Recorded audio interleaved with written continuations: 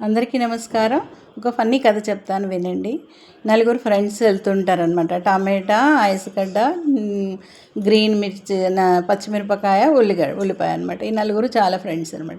వెళ్ళి ఒకరోజు అనుకుంటారు మనం అందరం వెళ్ళి నది స్నానం చేద్దాము అని అనుకున్న అలా వెళ్తూ ఉంటే టమాటా వెళ్తుంటే దాని మించి ఆటో వెళ్ళిపోతుంది. అది కాస్త పచ్చడి అయిపోతుంది అనమాట, చచ్చిపోతుంది. అయ్యో టమాటా చచ్చిపోయింది అని వీళ్ళ ముగ్గురు ఏడుస్తారనమాట.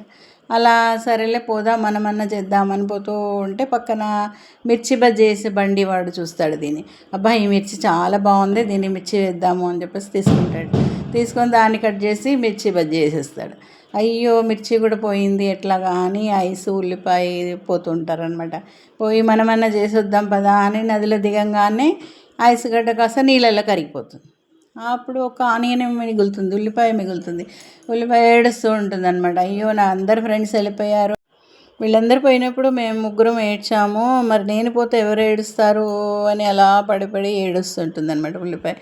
అప్పుడు దేవుడు ప్రత్యక్షం, ఏంటి అంతగా ఏడుస్తున్నావు, ఏమైంది అంటే, అందరూ వీళ్ళ ముగ్గురు పోయినప్పుడు నేను ఏడ్చాను, మరి నేను పోతే ఎవరు ఏడుస్తారు అంటే, అప్పుడు అంటానమాట, నీకు వరం ఇస్తాను, నిన్నే ఎవరైతే చంపుదాం అనుకుంటారో వాళ్ళ కళ్ళ నుంచి నీళ్ళు కారుతాయి, ఇప్పటి నుంచి ఎవరైతే నేను కోస్తారు, కట్ చేస్తారు, పచ్చడి చేస్తారు, ఏం చేసినా నీళ్ళు కారుతాయి అని వరం ఇస్తాడనమాట. అంతే.